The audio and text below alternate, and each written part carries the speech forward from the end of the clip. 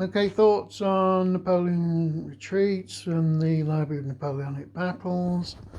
Still having a lot of trouble getting the armies to actually come together, or once they're in sort of combat, sort of range thing, actually getting them to fight effectively.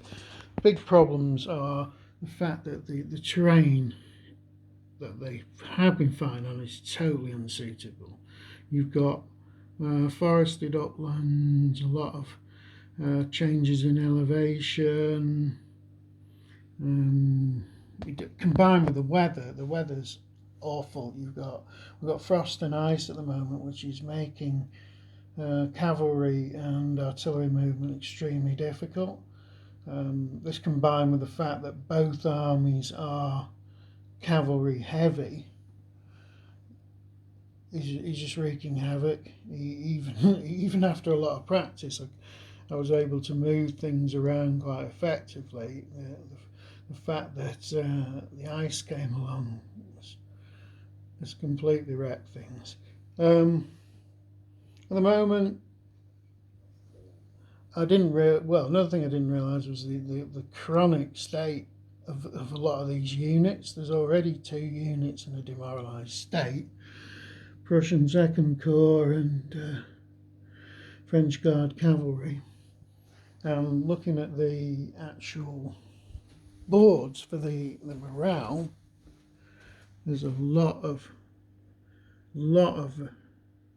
units which are in a terrible state morale wise, and they're just going to fall to pieces in any sort of serious fighting. So the original plan for Napoleon was to actually try and retreat away from this position, but we're looking at the state of the Allied army. We've decided to stand and fight. We've also got some alternate reinforcements which has come in. Admittedly, they've got no sort of command at all. They're all independent units, so they're going to be pretty much useless unless Napoleon's on top of them, and they're coming in to try and hold this position.